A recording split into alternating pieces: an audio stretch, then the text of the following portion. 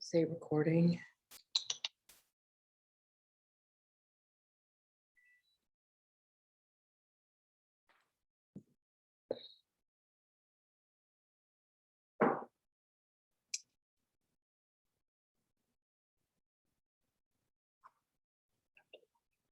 What's the link to log into this? Do you have it?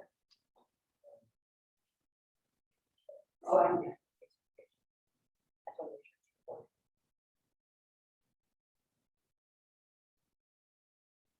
Breakthrough broker.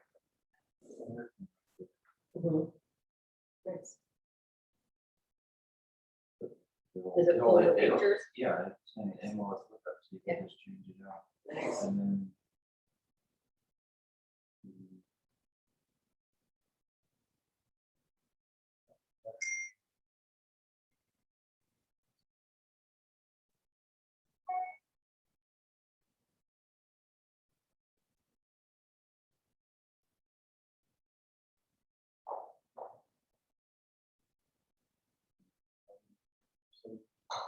So it just auto populates. Very cool. Yeah, that's great. If you're creating like, I'm creating all these, oh my gosh. The only thing I wouldn't be able to do is because I have to create it for our whole team, but it would always have to be full. But I think you can save multiple. multiples. I have to look into that. How much do you pay for that? Here's like all their.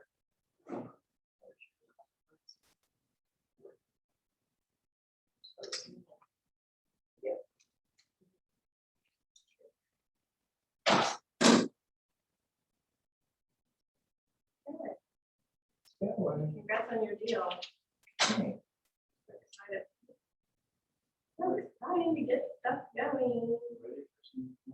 I know, right?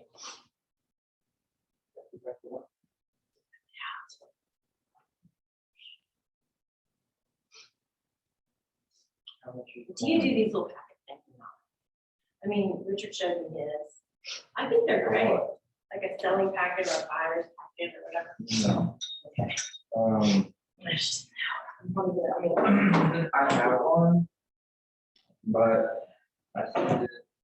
I got a template from online and I sent it this way.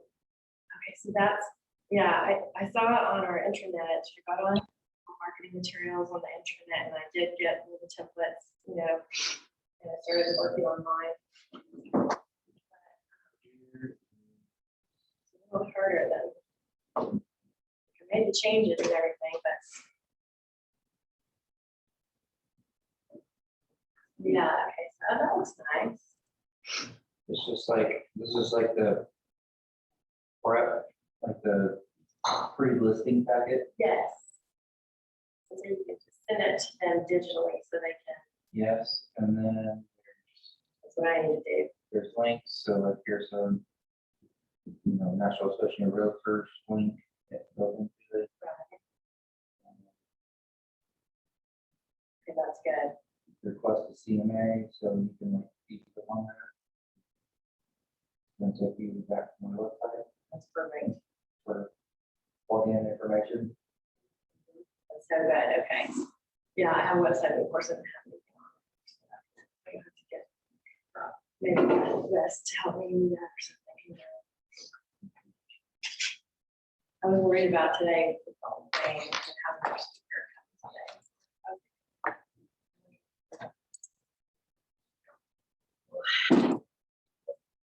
Just a day instead of counting. I was like, right here. I know, yeah.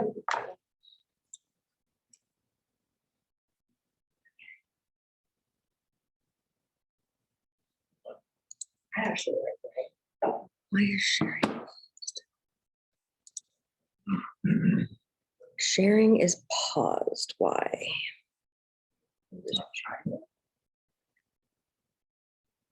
Zoom share.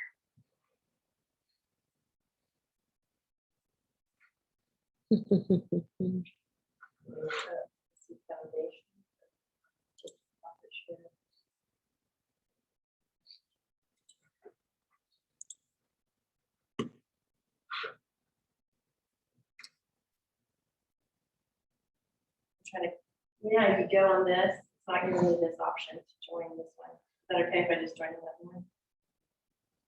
It's not giving you an option to join today's class. No, it says Foundations Open House Mastery, Gift of Profit Share, Command. Well, foundations, I think it was supposed to be open house Oh, okay, mastery. perfect, that's Yeah. what I- Okay, perfect, thank you. Uh-huh.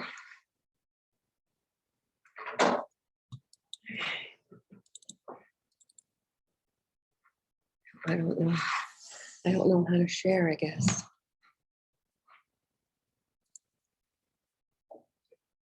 I don't know, they say progress, but sometimes I wonder.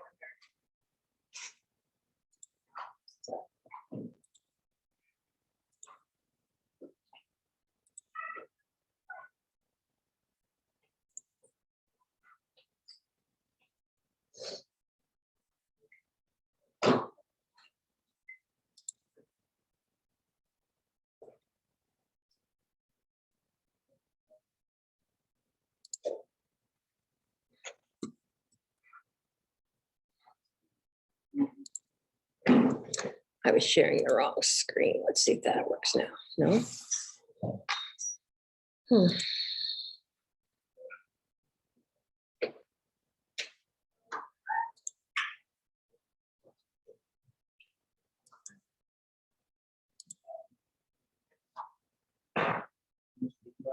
Yeah, I was like, what? What's up without it?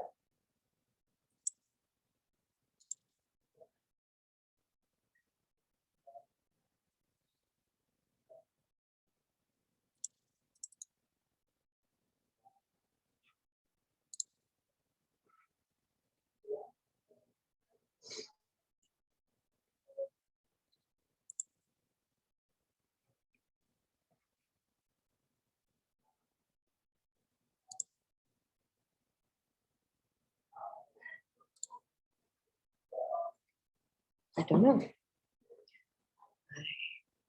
Thought.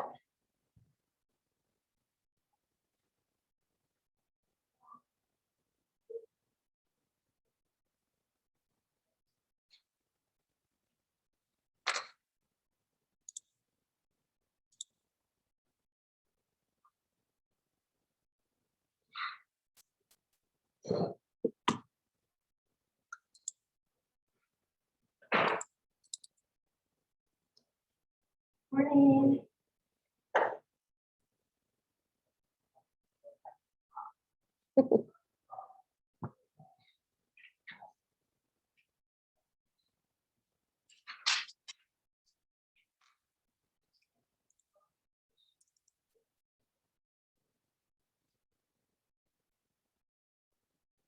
I really don't know.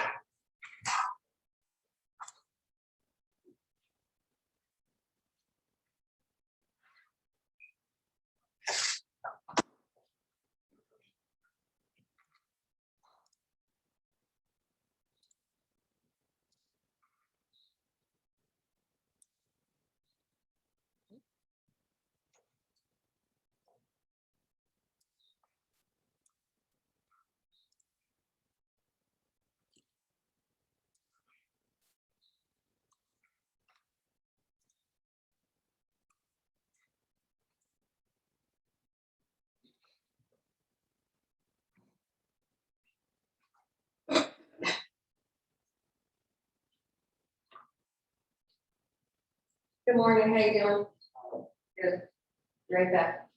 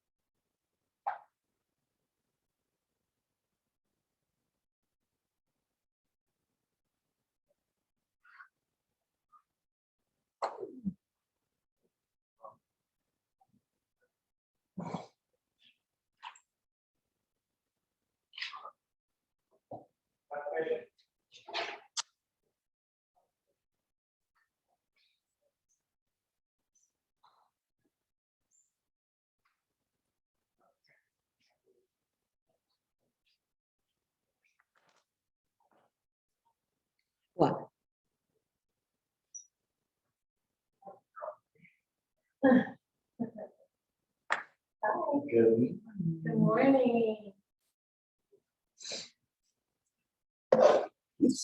So Nicole was texting me a little bit ago and she said that it's like part on Zoom, part Mhm. in person. Okay. So I have the Zoom all set up Okay, hold on just a second. and it is recording right now. Just so you know. Hi, good morning. Good morning. I love that color. I love that color. So weird. You were in a hurry today. You were in a hurry. Oh, not really. Did you see him screaming or something? Yes. He like. Pretty sure I called doing Well, I don't know how far to follow. Lights at 44, all the way up here. Did you not? No, I came up 35. Okay. Was there another crazy drive? Yeah, I was like, did you get that set up? Thank you. Sorry. This traffic was awful Yeah, today. I-35 was bad too. It really was, and it wasn't even like a good reason for it. It No, was there was just- just rain. And okay, so is Zoom set So up? It's set up, it's recording. Okay. He's gonna set up his Canva, he said, for his presentation. Okay, are you logged in to watch? That's me, yeah. Okay, so everything else is good. So it's all good. Okay, yeah. You have a few minutes. Okay, It's her, I don't know. how do I? So, Oh, yeah, perfect. So- So I'm in my Canva, Oh, but you can can I just open yours log in in? another window. oh, okay. Without logging out of Mhm. yours. Exciting going on? Everybody logged in? Richard, did you go with the different options? Yeah, for the class, use your QR Oh, code. I. How are we doing? So we just do this? They weren't playing. Well, I told you that, I know everybody. that. And then open link. There you go.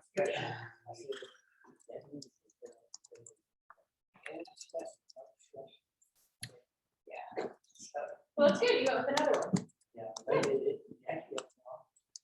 Are you gonna introduce Christian to start off? I will for 2 minutes. When you start, will you make an announcement to everyone on Zoom that I will post a link for login, for login? So everybody's scanners that came in, just came. Okay, you know where I am if you need. I know. Thank you. Thank you for doing that. Yeah, Man. is Nicole coming? She's gonna be a little bit late, but she's, yeah. Oh, I always log in Yeah. through Facebook to my Canva and I don't remember the, I'm not psychic at all, so I can't help you. Diana has to do this while we're together. wonder- Going back to this people are just allergies. Okay, my little girl. That was definitely a cool. Yeah. I know. I No, was- Leslie, nobody ever complains about me driving fast. It's like, oh, come on, Peter. No, it wasn't you. I don't know, I was like, what in the world? I really don't. But I did see you come in, I was like, was that him back there telling me? I used to come up before and now it's. It was so bad. 5 minutes. Yeah, it was really heavy on the 35 too. Okay, I'm not mad at you. I think this might be signed in to Diana's. Facebook. Diana's was. I think it might be signed into Diana's Facebook too, because when I hit login with Facebook, I You need to go grab her. yeah, because it's just bringing hers up. She should have left. You got other way. Turn your camera.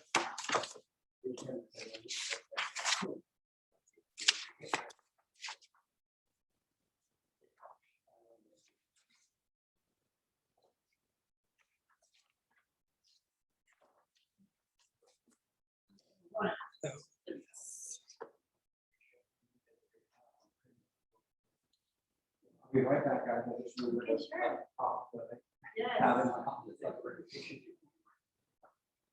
Good morning, how are you?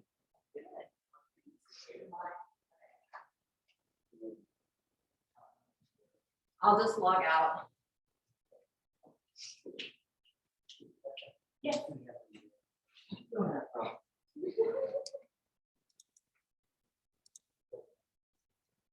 Does that even matter?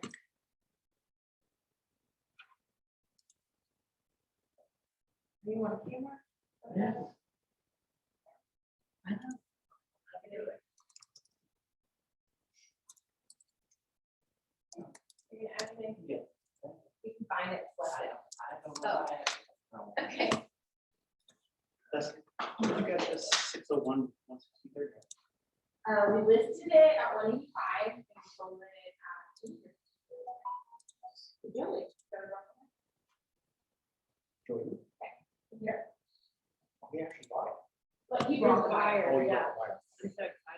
I'm so excited. Mhm.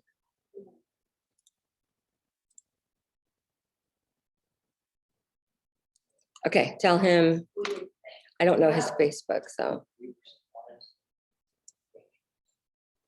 My son's gonna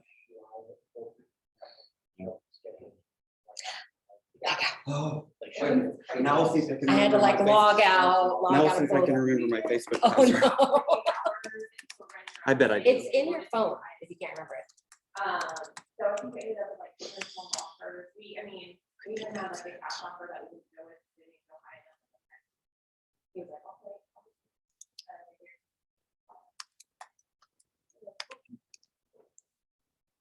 Did you get the counter? No, we decided just go You did? as is and Yeah. Didn't matter. we were surprised. Yeah. 6,500. So. Okay, what was I thinking to say? Passwords. Settings. Passwords. Hey, guys, we have a guest today. I don't know if you can see me because I'm not very good with Are you on this. And we're having a little bit of technical difficulties. No, I don't know. So it'll be a couple minutes. If you guys have anything online that you want to ask or jump in, Did all, unmute yourself and let me know what's going on. Can we log into the Zoom from my laptop and I AirPlay to this?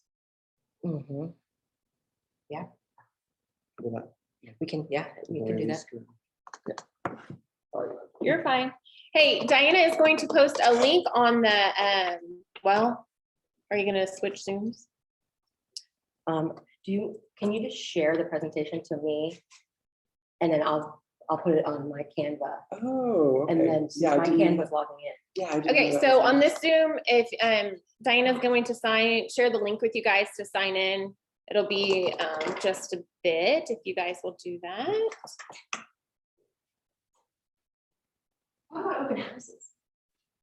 That was the original. Yeah.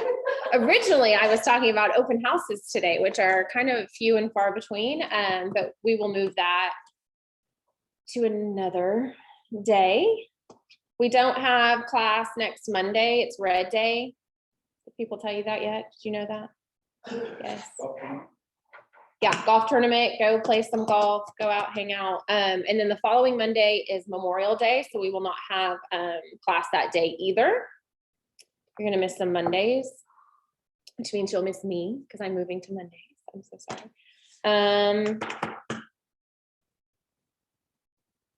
I'm really not gonna bring up another subject and start it because we're not gonna have time. How's everybody's business? Listings, buyers, things coming up? Anything? Think?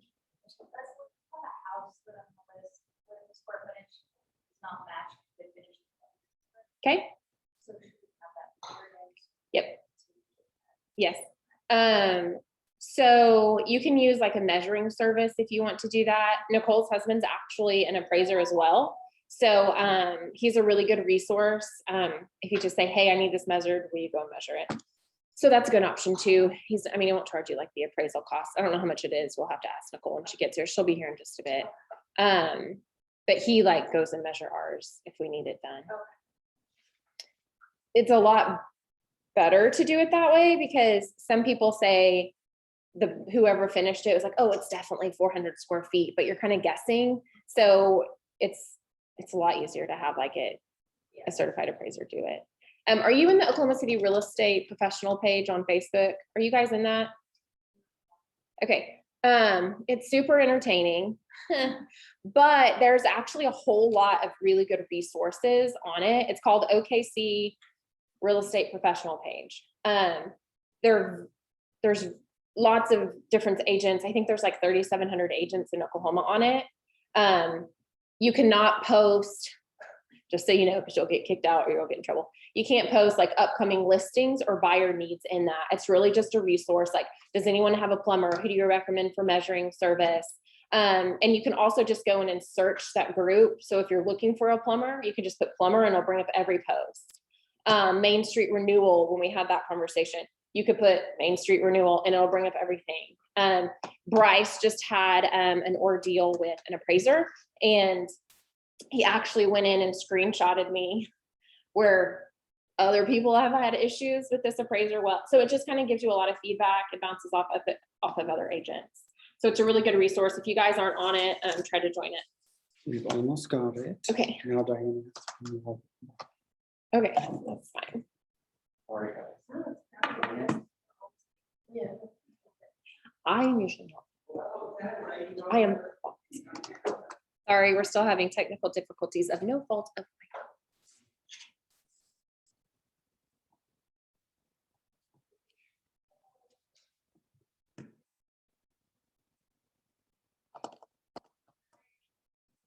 own. Got this. Diana's gonna be sweating, running around. I'm getting ready for OTF. Going back. Are you? Saturday. I started going to 6:15. You could go with me to 6:15. Okay. I was here on time. No, 6:15 gets me here on time. See, come with me. I'll message you my classes. It'll be waitlisted because they went live yesterday. Yeah, I know. The boys and I tried to get a class. We were like,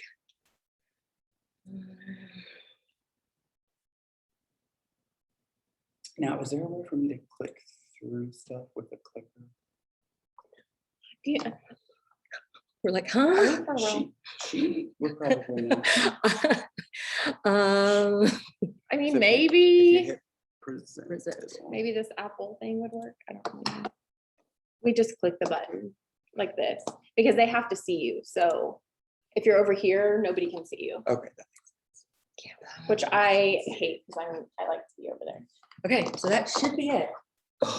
Thank you. Everyone Yes, else. yes. Lifesaver. Is everyone, should we ask them?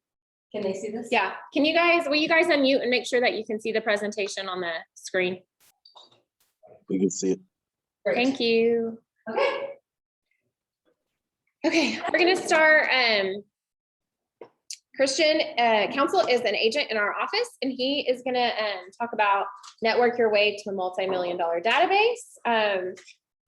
So we're super excited. I'm gonna be hanging out in here, and Nicole's gonna slip in the back. So we're gonna be here afterwards. If you guys have any questions, comments, concerns, or just need to talk to us, we'll be here. So let's welcome Christian. I don't really know, like.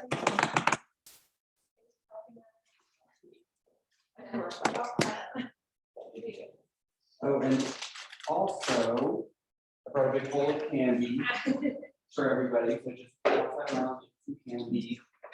For all you people that didn't come in person, you're missing out on a bowl of giant Halloween candy. Okay, well, I appreciate you guys being here today. This is a class that I have been working on for almost a year now. It is a class that I'm hoping to one day take across the state, take to other states, and start teaching at other market centers and teaching to maybe agents all around the country. And it's been a long time in the making. And I've been trying to think of a good way to have like a test run. And so I asked Nicole if she would let me teach it for the very first time to the productivity coaching agents. And she was like, absolutely, we would love to have you. So that's kind of how this ended up happening. So if it's a little rough the first time, it's because it is my first time teaching it, but I'm not nervous about it. It's easy material. It's very easy to understand. It's a simple concept. I just think that I have a lot of experience and knowledge with it so that I'm able to teach it. Hi. Hey, good morning. Hi, good morning. We actually.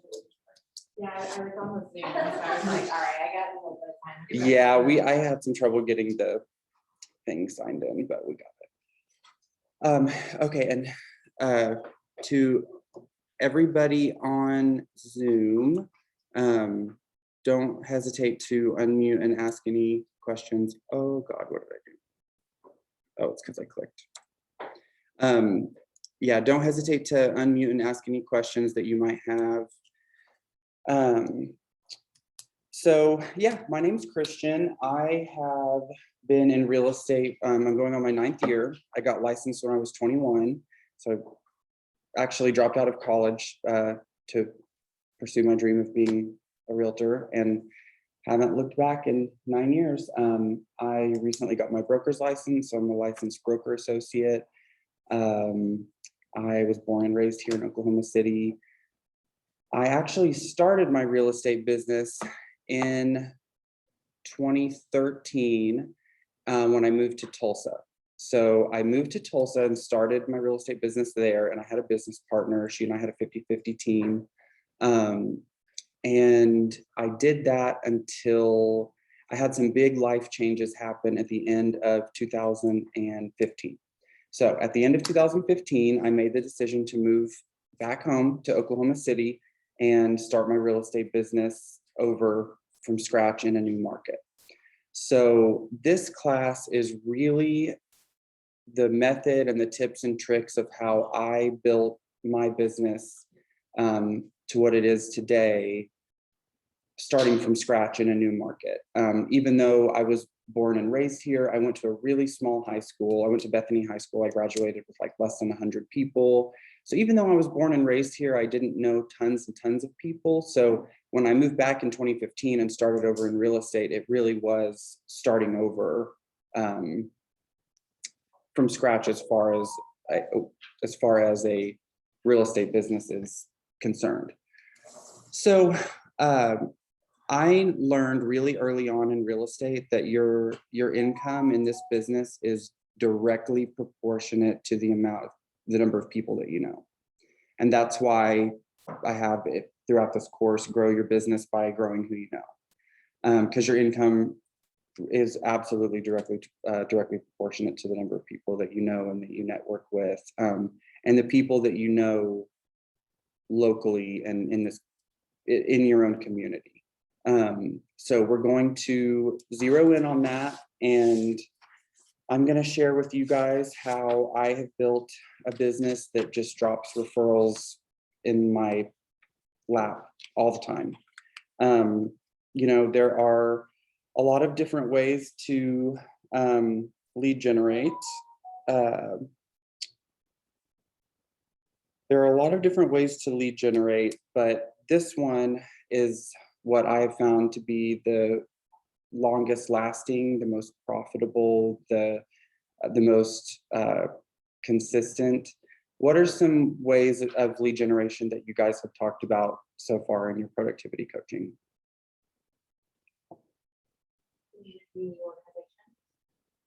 Okay. Being involved. Good. That's what a big part of what we're gonna talk about today.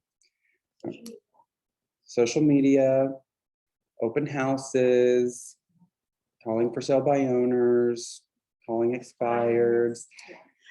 There's all kinds of ways that you can lead generate.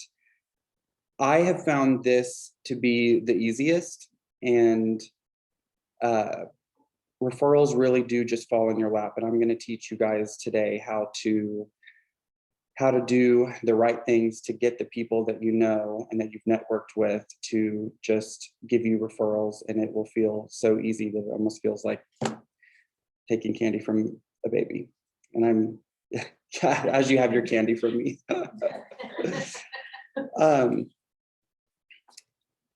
So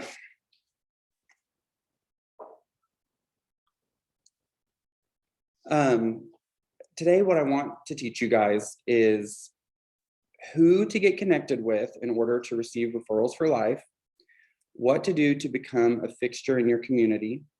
What do you guys think I mean when I say become a fixture in your community? Someone that people think about when they think real estate. Bingo, correct. You get more candy. I'm just gonna start chunking candy at people when they get right answers. Becoming a fixture in your community means a well-known person that when somebody says your name, people in your community know exactly who you are. They know your face, they know what you look like, and they know that you're in real estate. So that's what I mean when I say become a fixture in the community. I also want you to learn why networking is the most profitable and most sustainable lead gen tool. And once you're out there networking and making these connections and meeting all of these people, how to get their contact info and stay in touch through building a database. My goal for you guys is to realize how much opportunity is out there. And all you need to do is meet the right person. So I'm going to do something really cheesy, and throughout the course, if I do this, you're all going to say opportunity. Okay, so my goal for you today is to realize how much Opportunity. is out there. You didn't say opportunity. I want you to realize how much Opportunity. is out there. All you need to do is meet the right people. Okay. Oops, wrong way. So, networking, the simple definition, the action or process of interacting with others to exchange information and develop professional or social contacts. I'm sorry, this is a client text that I do have to read. Okay, it's not urgent, good. So that's the simple definition. We all, someone says networking, we all know what they mean by that. To dive in deeper to that on a deeper level of networking, LinkedIn, one of the probably the largest professional social media platform that's specifically for professionals. LinkedIn reports that 85% of jobs are filled via networking.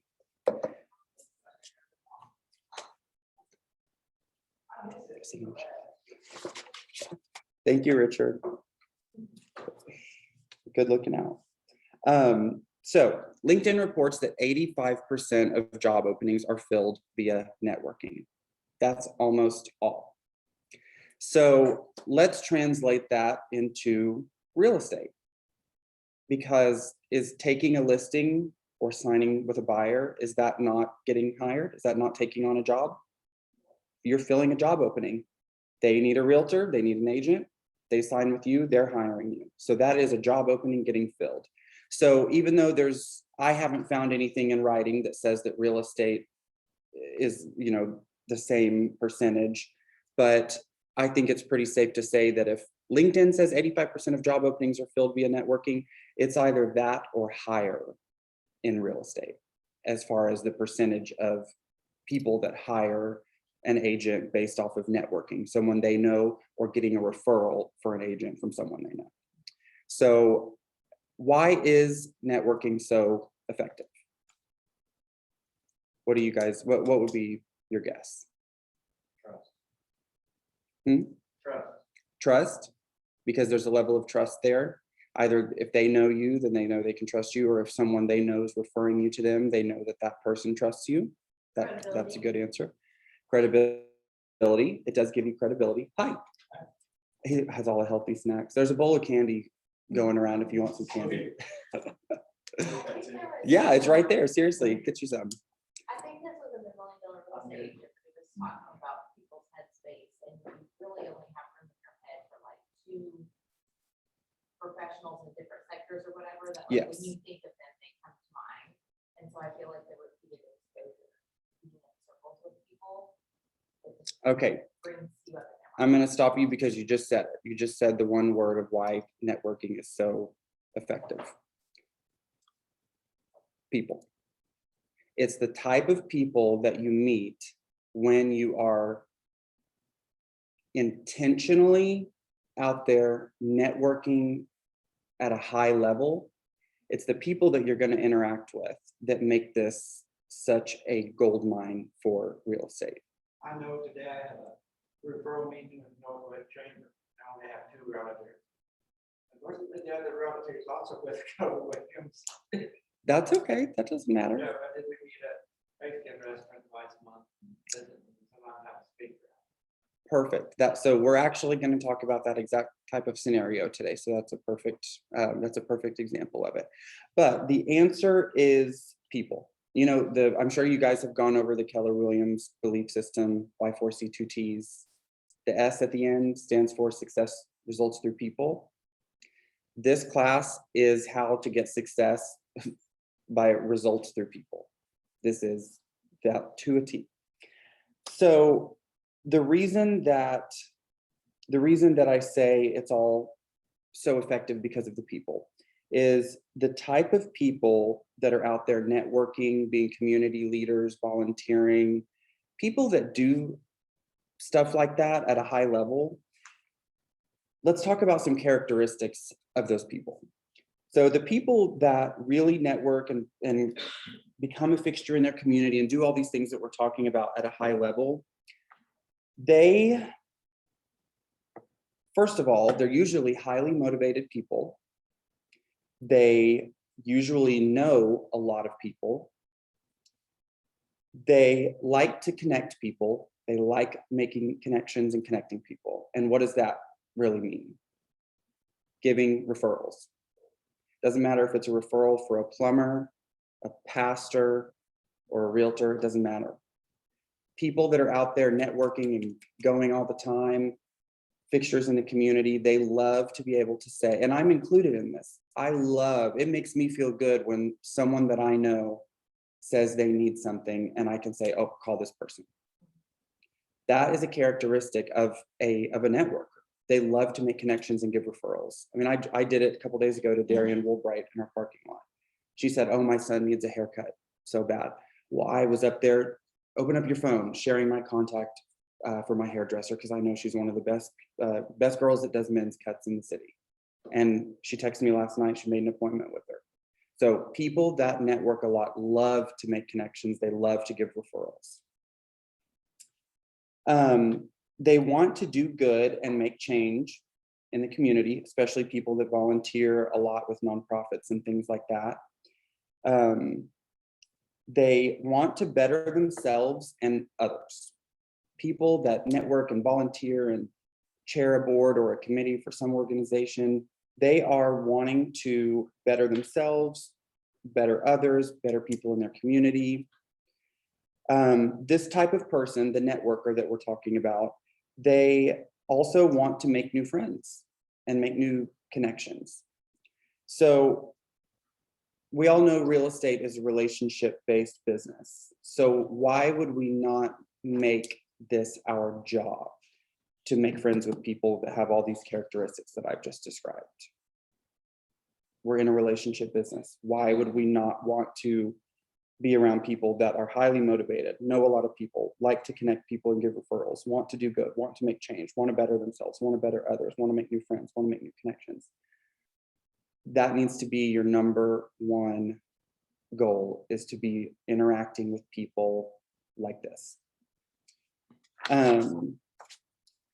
So let's talk about how to interact with people like that.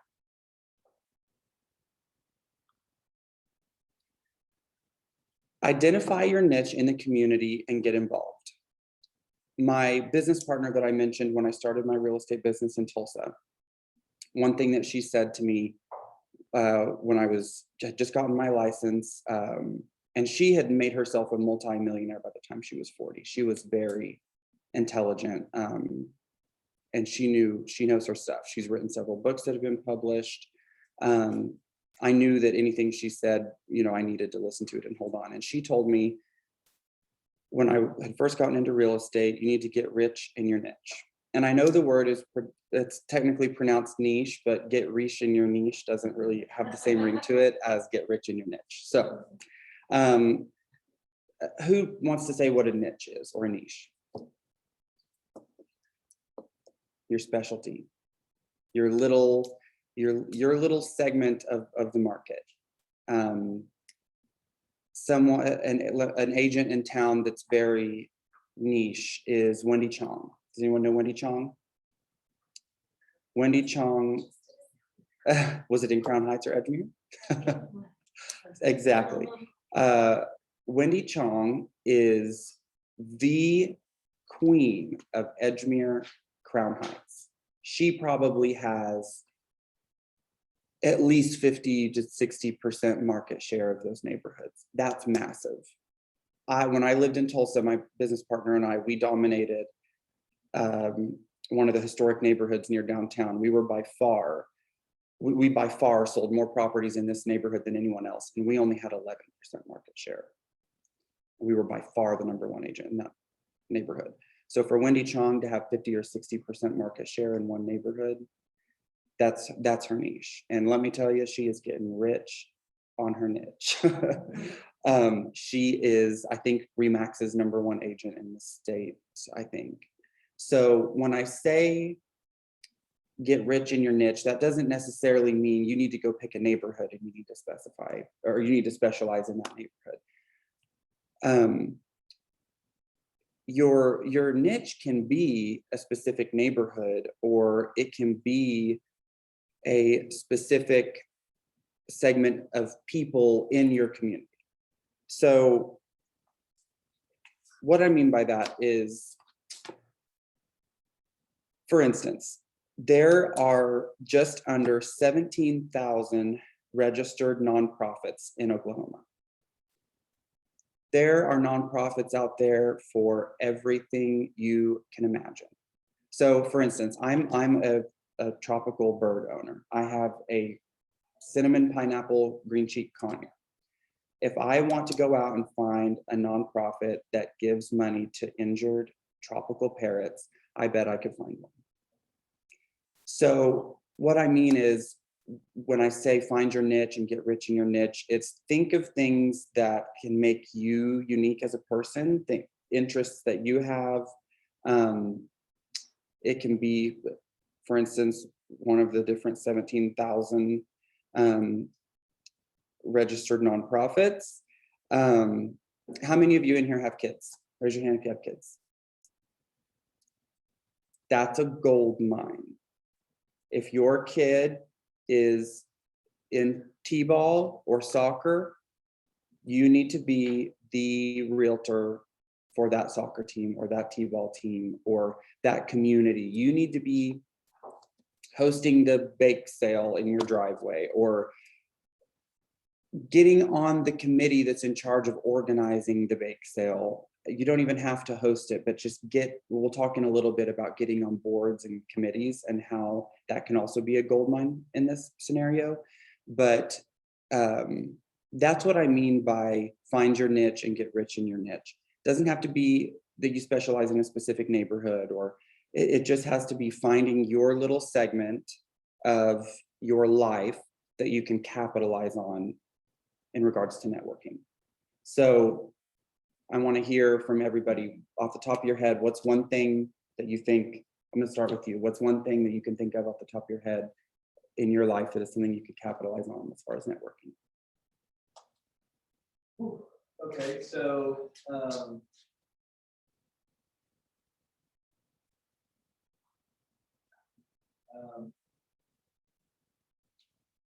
on the board of Kingdom Power, so just getting the word out there as far as that whole community.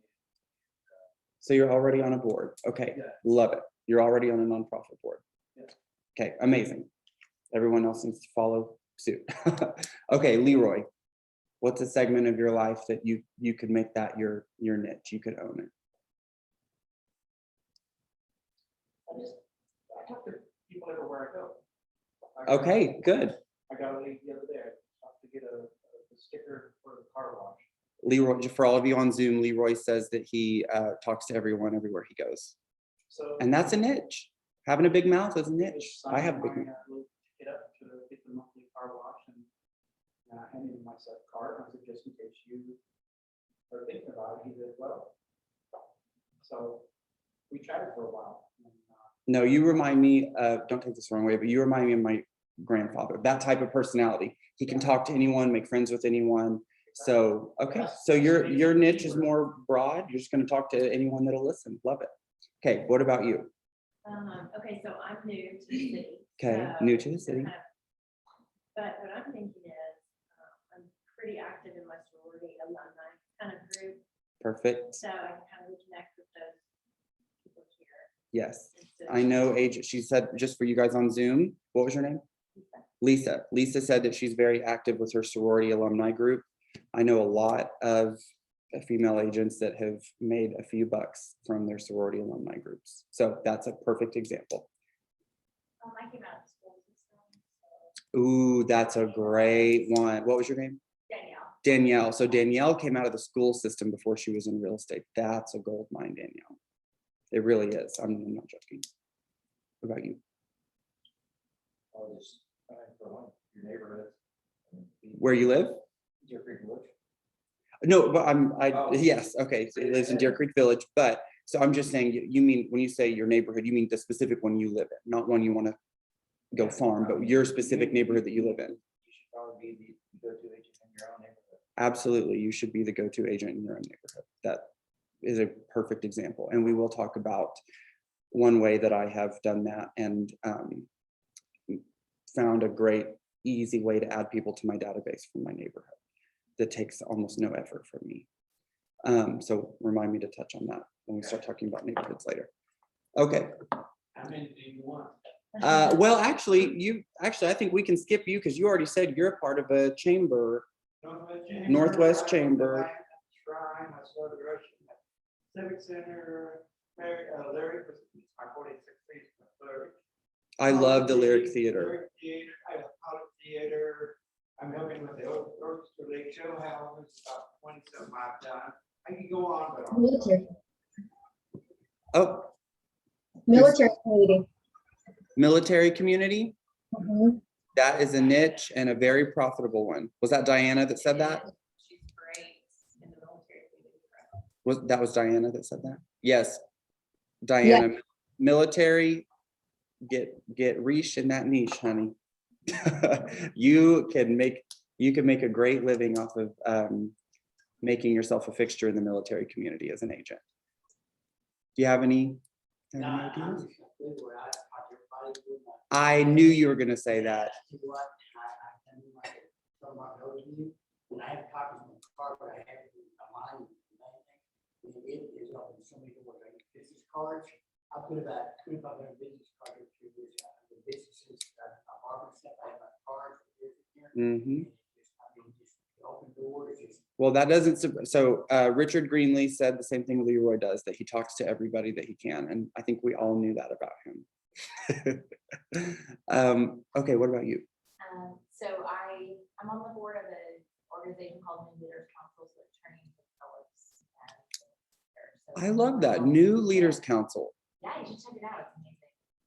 So we do training and professional development for them. And then And I've already had. like, remind me of your people- name again. I'm so sorry. Lauren, Lauren said that she's already on the board of, what was it? New Leaders. New Leaders Council. They train young, like millennial, new emerging leaders. So those are all great examples. I'm actually really happy with everyone's answers. I was afraid that some of you guys would be like, I don't know. But everyone had a great answer. So I'm very happy with that. I Yes. have a follow-up question to that. Uh-huh. So for something like, I also used to be a teacher and did a lot of teacher training, and professional development, so I have a lot of connections in the education world.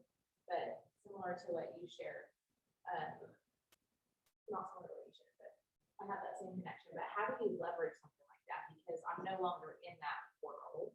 Mhm. I still have connections with people there, but what would be some steps to kind of like start cultivating that sphere again? Because I was like. So look, Lauren's asking, for those of you on Zoom, Lauren's asking,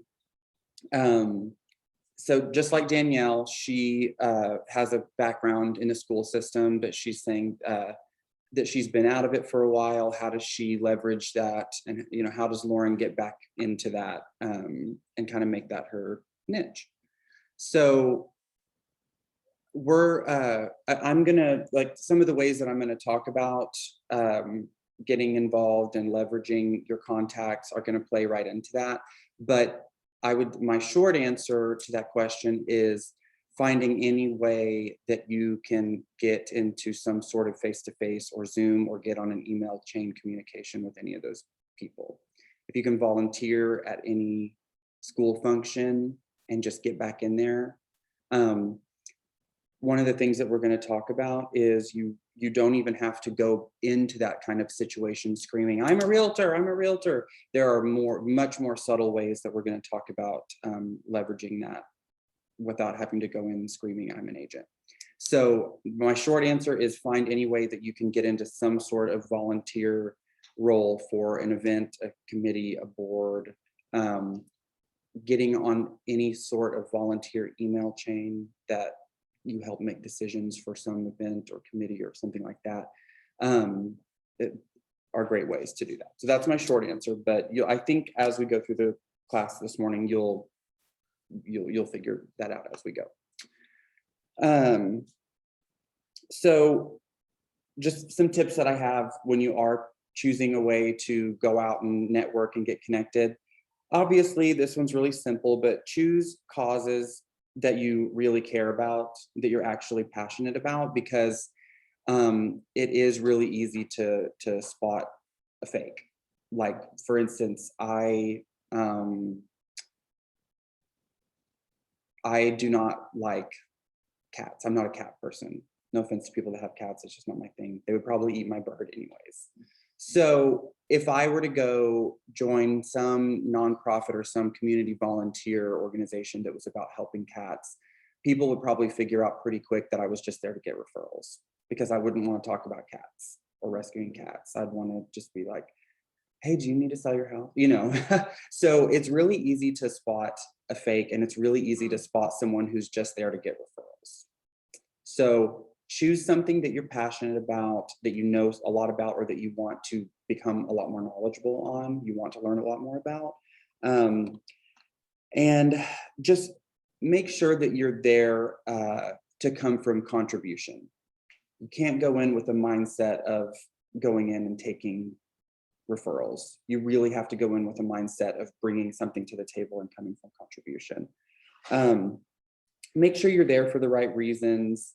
The connections that you make through all of this, the contacts you make, the people you put in your database, the referrals you get, that should be a byproduct of your goodwill.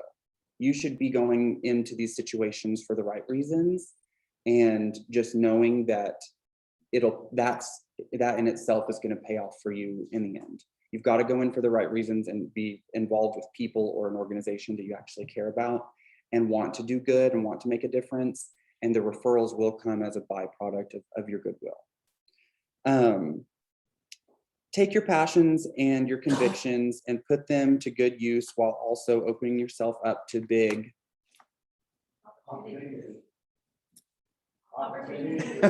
opening yourself up to big opportunities, all the while getting to make new friends and make a difference in your community. It really is a win-win. You get what you give. If you show up, don't talk a lot, don't want to put yourself out there, you're not going to get a lot back from it. You've got to be plugged in and be willing to talk and ask questions. Don't just go to these networking events or functions or fundraisers and things like that and just talk about yourself. Ask questions, get to know other people, open the conversation through questions, and it will pay off in spades. So volunteering, networking, being a community leader, that looks different for everybody. Like we've already said, when I asked everyone your individual ways that you can get involved. So you have to ask yourself, what does this look like for me? What's this going to look like for me? I have a lot of different ideas. Just if you are needing some help or needing some guidance and don't really know where to get yourself plugged in, I've written down a lot of things that I think are great options. Working with animals, volunteering at a church, joining a nonprofit board, joining a chamber of commerce, which is a great way to get relocation business, by the way.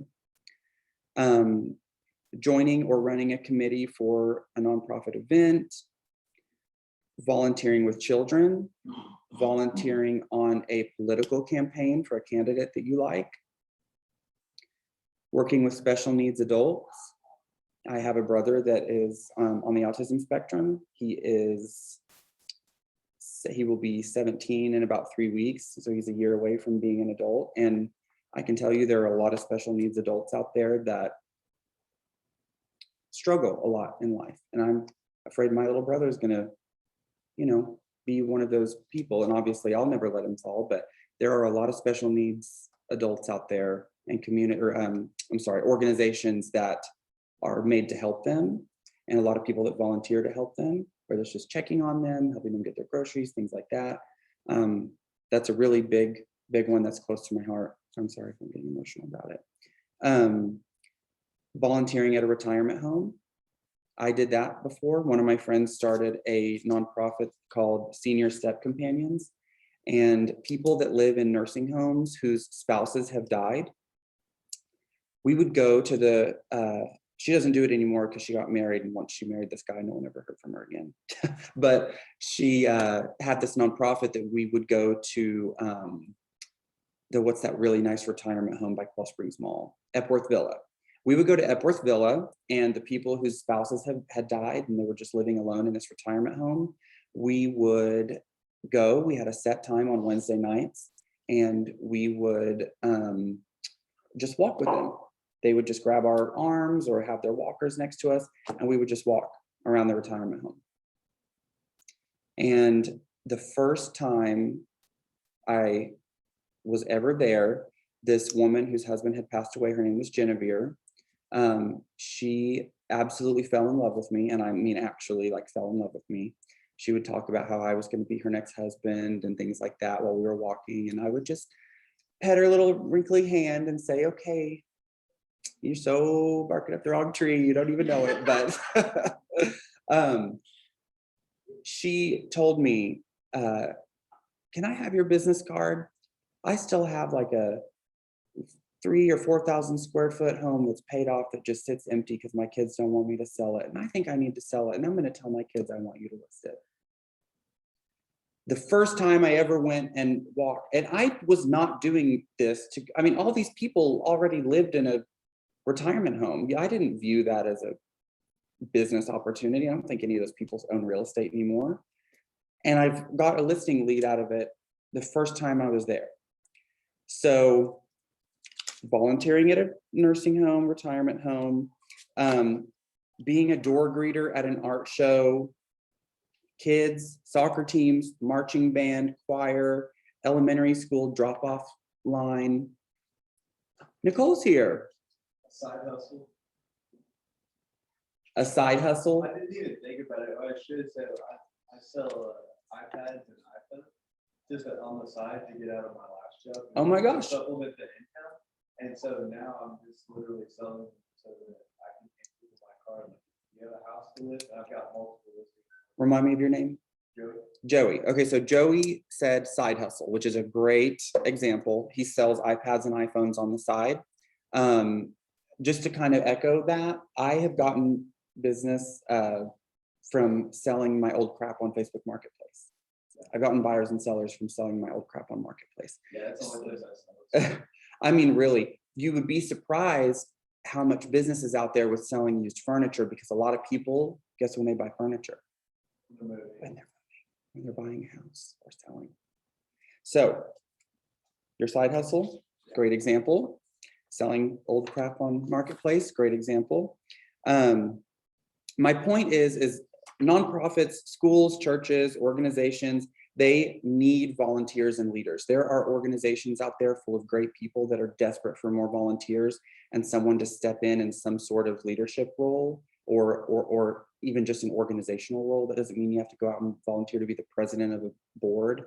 Just be on some organizational or be involved in some sort of organizational capacity where you just help them get things organized. You don't even have to be a leader. Not everyone can get up and talk in front of a big group of people. Not everyone can public speak. Like, there's so many different ways to get involved. But my point is, and I think I've made it very clearly, there are a multitude of ways that you can get involved in your community. And there are a lot of organizations that are desperate for help and volunteers and people that are going to get involved. So find opportunities that feel right to you and get involved. Now, my caveat to that, is don't choose a cause or organization that's already saturated with a lot of agents. That's a waste of your time. There was a time early on in my career where I was always out and about doing things and going out with friends, and I just was not getting a lot of referrals. I didn't have a lot of business going on. And I looked at my, Instagram feed or my Facebook feed, and I was like, all I hang out with are realtors. And I'm like, no wonder I don't have any business. I was not networking or spending my free time with people that could send me business. It's great to be friends with realtors. I love, Nicole can tell you, we've had lots of fun times together, but it should not be when you're making a strategic decision on how to get involved and meet new people. Meeting other people with a real estate license is not the best way to go. Well, I have a weird experience. Okay. Many years ago, I went up to the flea market on Southwest 25th, put up brochures from the bar about trying to encourage people to, but I thought, weird. They weren't doing great during the winter, but during the summer, everybody has garage sales. Yes, exactly. You don't want to have too much competition. So does everyone now understand what I mean when I say get rich in your niche? Okay. So join boards and committees, if possible, be in a leadership role. We've kind of already touched on that. I have on here, align yourself with a community influencer. That doesn't mean like an Instagram influencer, which are not bad people to get involved with, but they're very flaky and self-absorbed. So that's not what I mean when I say community influencer.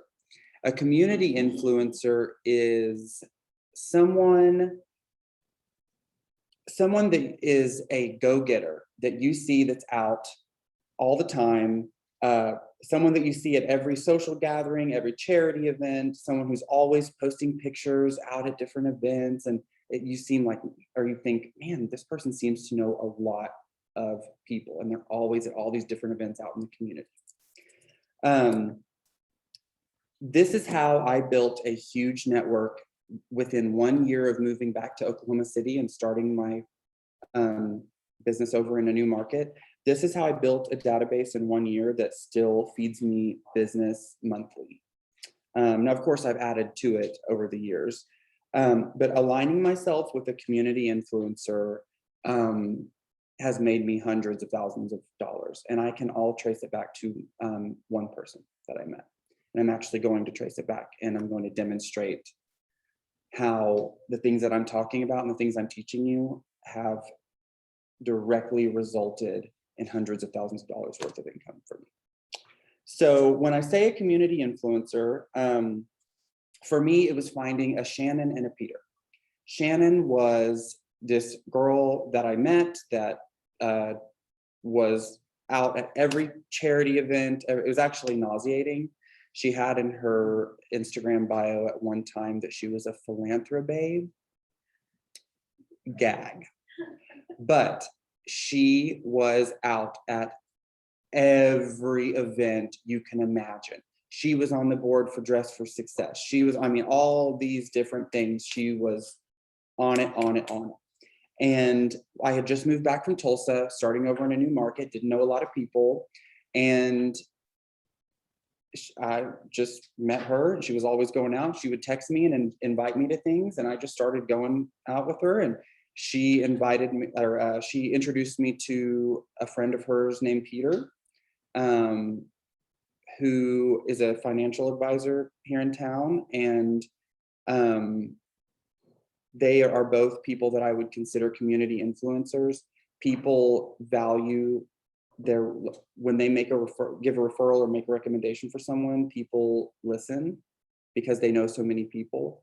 They have a trust with them. They know so many people. And again, we talked about those characteristics of high-level networkers. Remember, they call the action, people take the action. They're highly motivated. They know a lot of people. They like to connect people. They want to do good, make change, better themselves, better others, make new friends, make new connections. That's Shannon and Peter. These are just two people that I was introduced to in 2015. And I'm going to show you in a little bit how just getting involved with a couple of people has spider webbed into this massive referral network for me. If you can befriend someone like that, and I don't even talk to Shannon anymore. Like I said, she married someone when she found her husband, no one ever heard from her again. She all of a sudden became, she took the Philanthrobabe thing off her Instagram and no one's ever heard from her. So I'm not saying you have to go out and just make this new best friend that's going to be your best friend for life. Just connect with someone that you see as a community influencer in whatever niche you're wanting to get involved with. Meeting the right person like that can change your business and change your life in a big way. So I mentioned Shannon, how she introduced me to her friend Peter. I was having, it was a little bit of a slow season for me in real estate, and I had tons of free time, and I just called Peter out of the blue, hadn't seen him in a couple months, called him out of the blue and said, I have a lot of free time and right now, and I'm just not doing anything productive with it. I'm really looking for a way to get involved in the community. Do you know anywhere that might need me? Well, I didn't know this, but he was the president of the board of Good Shepherd Clinic, which is a organization very near and dear to my heart. It's a nonprofit clinic that gives free healthcare to homeless people and people living in Oklahoma City in a 731 zip code that are living in poverty and don't have healthcare. I had no idea Peter was the president of the board. No idea. I just called him, asked how I can get involved, and he said, "Oh, did you ask the right person?" Later that year, I was vice president of the board. The next year, I was president of the board. Now I'm still on as a past chair. We had our monthly board meeting in this room last night. And I have a $360,000 closing with one of the people that was sitting at the table today at noon. And the person sitting across from him, I had a $14,000 closing from her last Friday. So does that demonstrate what I'm talking about works?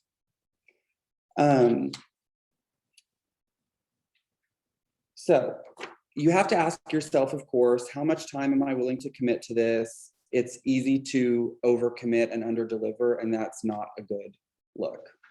I have always tried to keep that balance of not biting off more than I could chew, but you have to ask yourself, how much time am I willing to commit? If you can't be the president of a committee or the chair of a committee or the president of a board, don't volunteer to do it.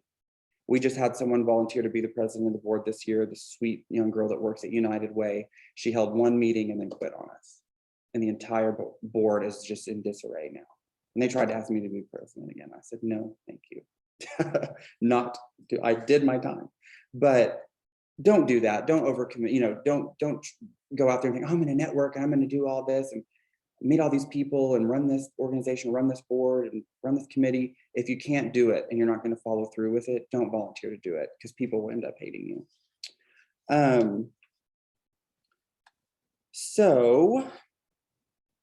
And like I said, if a leadership role is too much, just get in some sort of organizational role. Just even if you're the person that sits at a monthly board meeting and takes minutes, even if you just sit there and write the minutes and listen, you will pick up on a lot of things from people because there's a lot of personal conversations that go back and forth in these meetings as well.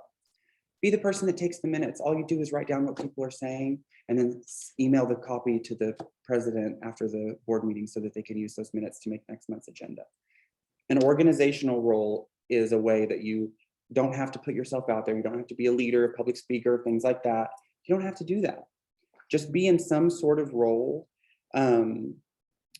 that is going to help you meet new people.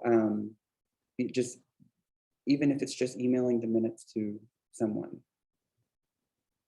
It doesn't have to be some big role that's going to require you to put yourself out there and be some big public speaker or anything. You don't overcomplicate it. There are simple ways to get involved. If you do get involved with a committee or a board, do something that makes you stand out, if possible.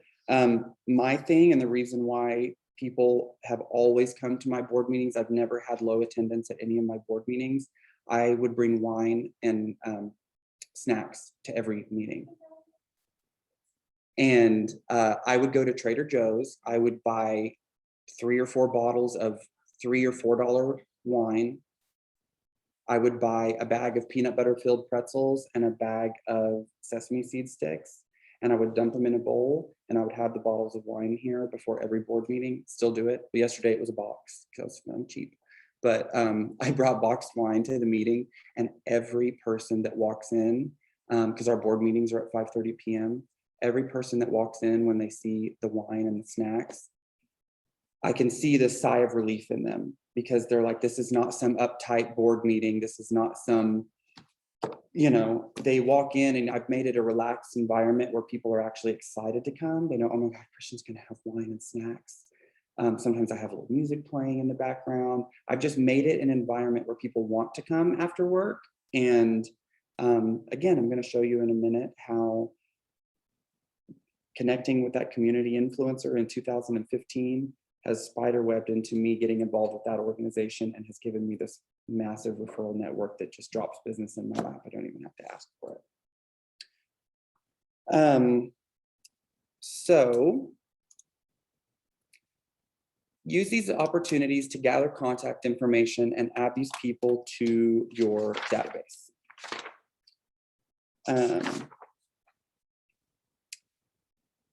Remember earlier when I was mentioning different ways to get involved and I said you could be a door greeter at an art show?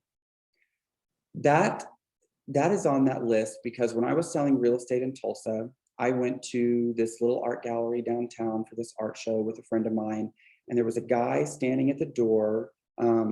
This guy had no idea who he was. He was an older gentleman, and he was just handing out pamphlets. Hey, welcome, welcome, welcome. And my friend and I took a pamphlet from him, walked in. He goes, do you know who that is? And I said, no. He goes, that's Peter Walter. Peter Walter is the #1 realtor in Tulsa. His GCI is probably well over $2 million a year. By far the #1 agent in Tulsa. And he's standing on a sidewalk in front of an art gallery, handing out pamphlets. So it doesn't matter how big you get, how successful you get, you still need to be doing things like this if you want to last a long time in the business.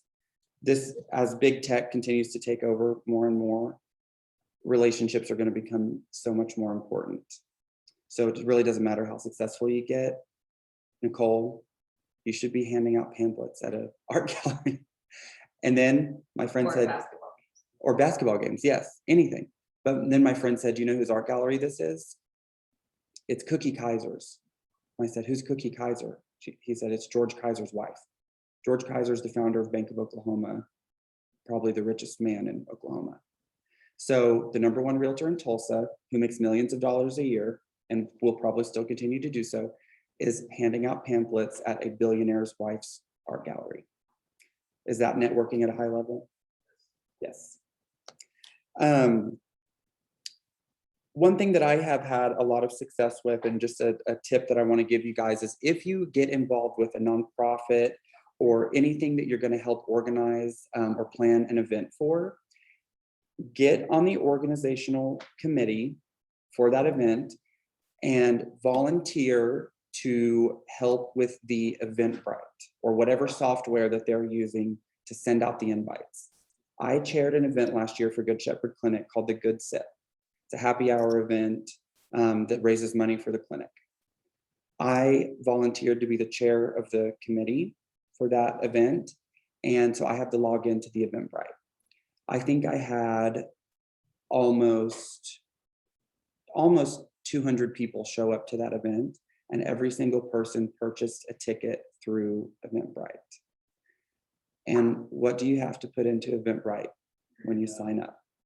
Your first name, your last name, your cell phone number, and your email address. So what do you think I did after the Good Sip event? Logged into Eventbrite and put every single person from that event into my database. And sent them a thank you for coming. So I've sent them many things. But when I was at the event, I said, I want to be the door greeter. I want to be at the front checking people in. That way, I'm not just some face that they didn't see there that's all of a sudden marketing to them. Like, who is that? Every single person that walked through that door. Now, did I miss a few when I ran off to refill my wine or go to the bathroom? Of course I did.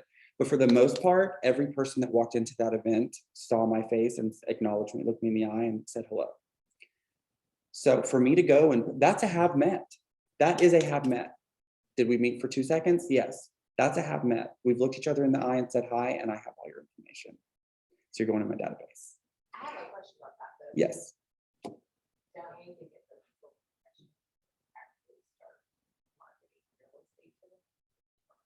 No, I don't think so. No, you don't. If they tell you, if they opt out, you have to opt out. Yeah, like, if they you can't opt- contact me, but Yeah, if no. people opt out of your emails, then It's just like when you go to the grocery store and you sign up for their Shea Saver cards, they sell your information to everybody. Or Yeah. Thank you for your phone number, every time you swipe your card. yes, yes. No, to everyone on Zoom, Lauren asked if you have to ask these people's permission. No, you don't. Now, if they opt out, then yes, you can't market to them anymore. But guess what? You weren't marketing to them anyways. So what? You put someone in your database and they get mad about it and they opt out of your stuff. Well, they weren't getting it in the first place. So what difference in the world has it made? None. But it showed them that you're tenacious and you're willing to put anybody that makes eye contact with you in your database. Who knows, they may opt out of your email, but you're still probably top of mind as an agent if they don't know a lot of agents. So put people in your database, get opted out, make them say no. They're still thinking of you. They're still looking at your information when they opt out. I remember people that I've opted out of communication from more than I remember everyone who sends me stuff, you know? So get involved in some sort of event planning with your niche, whether it's your kids' soccer team, whether it's a nonprofit free clinic like I work with. Get involved in any way that you can get your hands on data. It's all about data of people that you have met. So I've made my point about the Eventbrite, and it doesn't have to be Eventbrite. There's other software out there, but just get your hands on a way to get the contact information for the people that come to the event or the people that you know. I'm going to share with you a way that I got the contact information of every single person from my high school without lifting a finger. So I graduated high school in 2010. So in 2019, I thought, okay, I have not heard anything about a high school reunion. No one's mentioned a thing about a high school reunion. Our 10-year reunion should be coming up. So I reached out to the class president and she said she wasn't interested in, she said it's just too much for her. She couldn't do it, blah, blah, blah.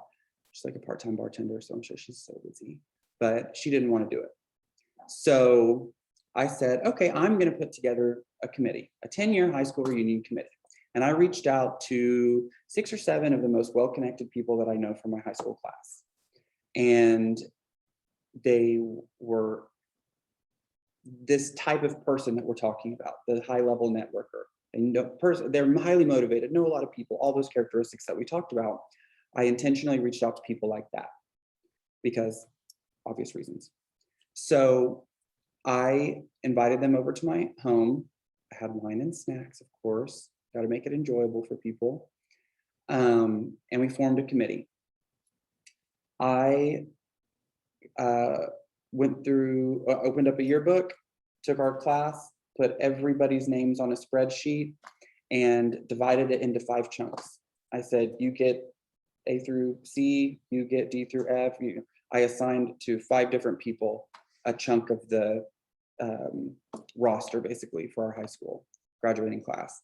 And I said, well, in order to send out invites, we're going to need everyone's first name, last name, which we already have. We're going to need their email address, their cell phone number, and oh, we should probably get their home address too, in case we want to send out something in the mail. And I said, when can you all have this done by? And they said, we can all have it done by next Friday. I said, okay, I've created a Google Doc. Here's your login to it, shared it to all of them. By next Friday, I had every single person's contact information that I went to high school with and home address without lifting a finger. Okay, I bought some wine and some snacks and, sent a few Facebook messages. I have an entire database of everyone that I went to high school with for doing virtually no work. Is that networking at a high level? So then you add those people in your database, you start marketing to them real estate. Like, have you ever had someone be like, dude, how did you, why are you? No, we went to high school together. Yeah. Went to high school together. They know how Even if they I know them. benefit, like, even if you had 5%. If someone reaches out to you and says, how did you get my information? That's a great way to start a conversation with them. Yeah, And they started it. even at 10%, or you still have all the road. I mean, Exactly. I'm not saying because I did that with events. I used to work with alumni or nonprofit organization. I did like community engagement for alumni and I sent out one marketing message to all the alumni because I had all their information. And I was like, hey, I'm real estate now, here's what the market looks like. And one girl was like, how did you get my info? Or like, why did you? Boo on her. Who cares? Okay, but it's not. At least you're, it's a I lot. bet you're top of mind. I bet you're top of mind, you know, she probably still thinks about you. She thinks about an agent. So, I love that. I love it. if someone says stop marketing to me, guess what? You were not marketing to them before they went in your database. So what's changed? Nothing. So remember how earlier you talked about neighborhoods, getting involved in your own neighborhood, making that your niche. So I'm going to share with you guys a way that I have turned that into a lead gen tool and a way to add people to my database by virtually doing nothing. So I bought a house recently in December and immediately totally remodeled it. And I was outside my house and my painter was just finishing up my new paint job, all my trim and doors and everything. And this lady walks across the street, just kind of has this look on her face. And I'm like, oh, this is somebody from the HOA. I just know it. And she walks up and she's like, hi, I'm Kim. I'm one of your neighbors. And she was actually really nice. But after we talked for a little bit, she was like, so I'm on the architectural review board. And it is a rule in this neighborhood that before you make any changes to the outside of your house, they have to be approved. Now, we love the color, you have great taste, so don't worry, but just so you know, in the future, you have to send in an application and our board has to review it and approve it before you can make any changes to the outside of your house. I said, how can I be on the architectural review board? And she said, oh, you want to be on it? We've been saying we need someone young on it. And I said, yep, I want to be on it. What do I need to do? She goes, here, email the HOA president. My neighborhood actually has a full-time HOA employee, which is really weird. Most neighborhoods don't have that. But I have a full-time staffed employee for my HOA that's all her job is to run the Summerfield HOA. So I emailed her, her name's Jackie. I said, Jackie, I want to be on the architectural review board. She said, great, you're on it.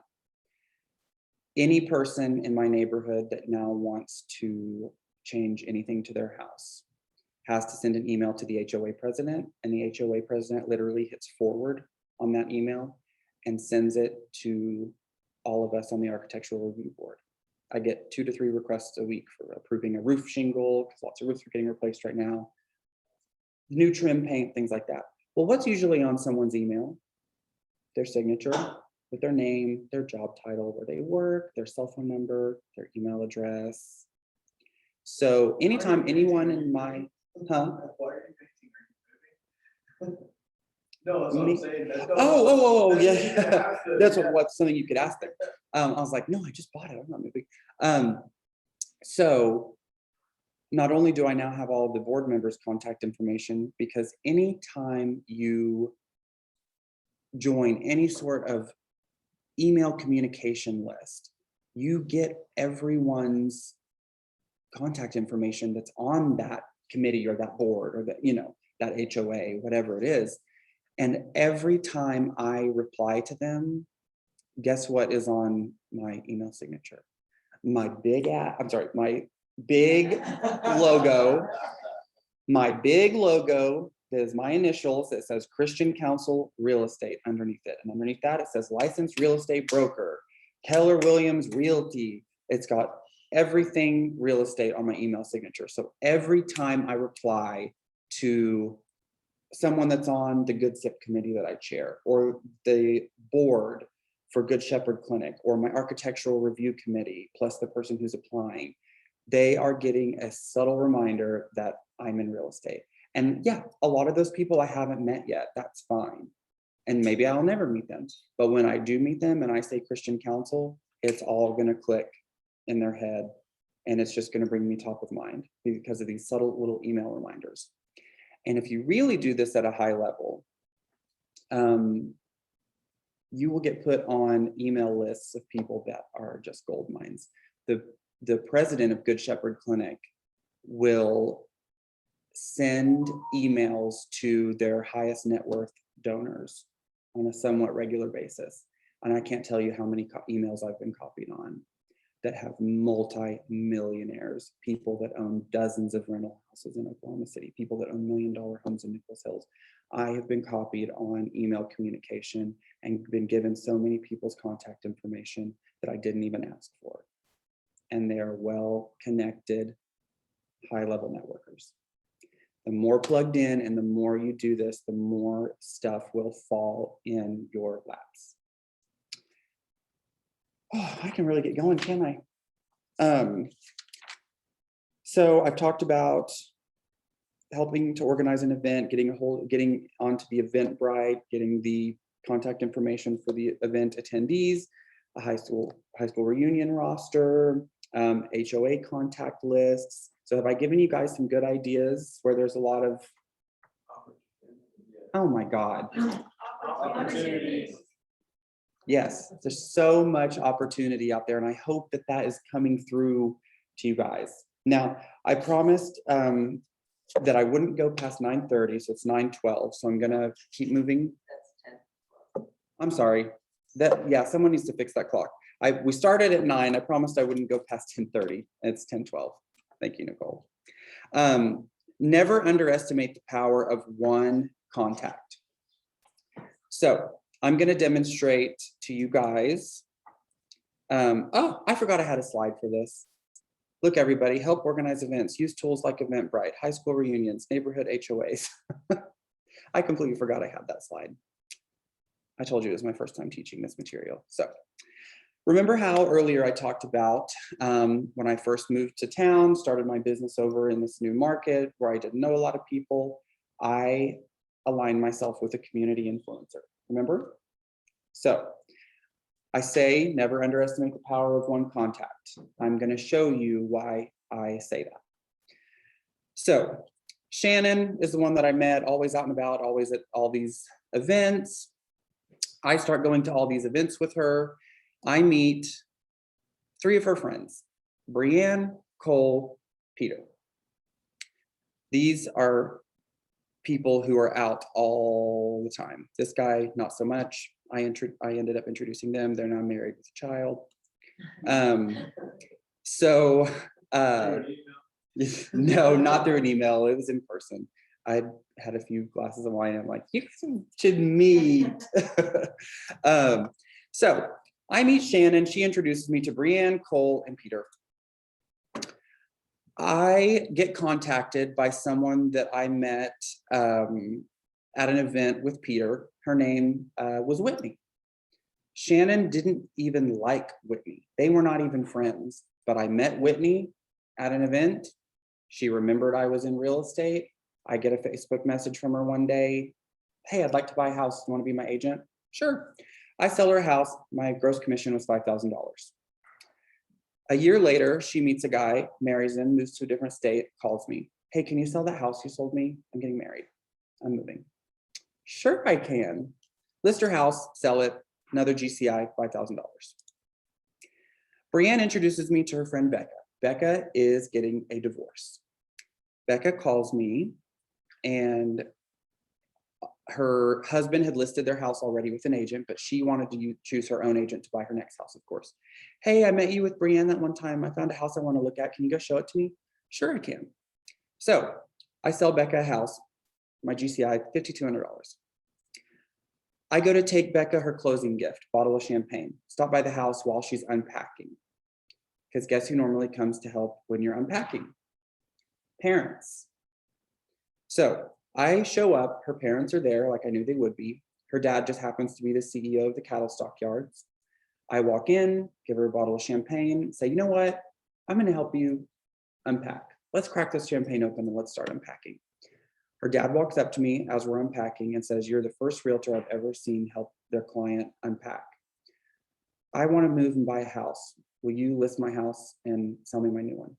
"Sure, I will." List his house. Rob and Vicky were their names. That was Becca's parents. Got that listing from bringing over a bottle of champagne after closing. Ended up getting both sides of their listing. I sold it the day I put the sign in the yard before I'd even taken pictures. My gross commission income on that was $12,350. The elderly woman that bought it had a house to sell, sold her house. My GCI was $4,200. Rob and Vicky bought a $500,000 home in Camden Park. My commission on their buy was $14,000. Cole, his dad had a lot of oil money. He wanted to flip houses with daddy's oil money. Several flip houses that I bought and sold with him. My GCI from that was about $30,000. Cole introduced me to his friend Justin. Justin was military, needed to move, needed me to sell his house. Listing commission, $3,500. Peter introduced me to his networking group. I joined this networking group. They met once a month. This girl in the networking group comes up to me afterwards, says, "Hey, will you sell me a house?" "Sure," $3,000. Peter introduces me to his best friend, Mike, who's a gastroenterologist. Mike calls me, "Hey, will you list my house?" "Sure." Got both sides of it. GCI, $24,250. Mike buys a $925,000 condo that I closed on 2 weeks ago. My commission, $28,000. The person that wanted to buy Mike's house lived across the street. You actually know him, John Trent. Yeah. Yeah. So, yes. So John Trent bought Mike's house across the street. John says, "Hey, I need to list my house. Will you list it?" "Sure." $11,000. While I was doing an open house on the doctor's house before John bought it, these people walk in. The house was out of their budget. I said, "Hey, there's one down the street for sale for $200,000 less. Want to go look at it?" "Sure." Sold the house to them, $9,000. Peter introduces me to his friend Lexi. I put her in my database, started sending her fridge magnets in the mail. She called me, "Hey, we list my house. We want to move out of Newcastle, move into the city." "Sure." $7,800 from her listing. Sold them a $370,000 house in Belle Isle, made $11,000. She introduces me to her best friend, also named Lexi. Lexi calls me 2 years after I met her. "Hey, I found a house in Oak Tree I want to buy. Will you sell it to me?" "Sure." $500,000 sale, $14,000 gross commission income. Then Lexi tells me, "By the way, I have several rental properties. I want to sell a rental property. Will you list it?" "Sure." $5,400. Then I meet Pam, who's the director of Good Shepherd Clinic. Ooh, oh, what is that big red sign? Sorry. So I meet Pam, the director of Good Shepherd. She introduces me to McKenna, who's the girl I closed a house on last week. Made $5,700 off of her. Jeff is someone that serves on the board with me with Good Shepherd Clinic. I'm closing on his house today at noon after I'm done teaching here. My gross commission off them is $10,500. Thanks to Keller Williams, I'm capped. I get 100% of that, by the way. So total $208,900. That all traces back to one person that I went to a few events with in 2015. I could map every piece of my business over the last 6 years to different people that I've met. We can all do that. We can all trace, source our business, trace it back. This is just one person. I could pick other people that I know and trace spider webs like this. But this is just an example of how I've made over $200,000 from one person that I met at a networking event. So would you all agree that this is networking at a high level? Have I made my point not to underestimate the power of one contact? Yeah. Good. It all traces back to one person. We had wine, we toast To Shannon. Don't really like you. Can't really stand you, but you made me a lot of money. So implement touches to these contacts, ask for referrals, and come up with some follow-up methods. don't overcomplicate it. The simplest things are the best. When you, what do I put? So, ways to stay in contact after you put them in your database. Simple stuff. I'm sure we've all talked about it. This things to do mailer has made me, I don't know if any of you guys came to my Ignite class that I taught, Market Your Listing, but I talked about this things to do magnet, and I demonstrated how it made me over $20,000 the first month I ever sent one out. I'm going to give you guys an example of another thing that I've sent out that has made me lots and lots of money. These you can just buy on magnetsusa.com. And it's just a fridge magnet, it's a calendar. You can send out that magnetic things to do list. You can send out these calendars. You can send out football schedules, basketball schedules. There's so many options on there, things that you guys, excuse me, can send out to your database. Your email signature, we talked about that. It should be clear. It doesn't have to be fancy. Don't overcomplicate it. Even if it's just your regular typed out in regular font, your name, your email address, something that says real estate agent, you know, maybe a Keller Williams logo underneath it. I don't want you guys thinking, oh, Christian has that big logo, it's a fancy cursive and all that. That really doesn't matter. I mean, it's, yeah, logo is great for brand recognition, but as long as it's your name and your contact info and says something that you're in real estate, I've gotten a lot of business from that, you guys, just from reminding people through subtle emails that I'm in real estate. Something as simple as an email signature can make you a lot of money. The magnet mailers, put your money in magnets, guys. People don't throw them away. That's why I like the things to do, because there's no time stamp on that. That's not a magnetsusa.com. But people don't throw that away. People sometimes don't even throw my magnets away, especially my grandparents have every fridge magnet I've ever sent them. But I want to tell you guys just an interesting little fact. Every listing appointment that I've ever gone on as a result of my networking and volunteering in the community, every listing appointment I've ever gone on, this was on the fridge. So do you think that had a little something to do with it? I think that made them remember me and think of me. And it's a simple, I mean, that thing probably cost me, I don't know, 50 cents a magnet. And I've made a lot more than 50 cents from those magnets. Coffee and lunch dates. Just reach out to these people that you've met and ask them if they want to go to coffee or lunch or happy hour. I've made so much money from happy hours. It's ridiculous. I'm going to. Okay. Okay, good. Lauren's going to a coffee happy hour. Okay, don't be late. Find ways, any possible way to subtly remind them about real estate. The way that I have gotten referrals from these networking events and things like that, volunteer opportunities, all of those things, is by subtly positioning myself as the expert. I don't come into these events asking people for business, or go to these meetings asking people for business. I said this at my Ignite class that I taught, I always carry a total market overview with me. Our market center makes that for you guys for free. I'm sure Nicole and Leslie have talked to you about this in the coaching program, but you can go to tmo.kweliteokc.com and print off the total market overview every month. That is the real estate market. That's the real estate market. And we get it by the click of a button because of this company that we're with. So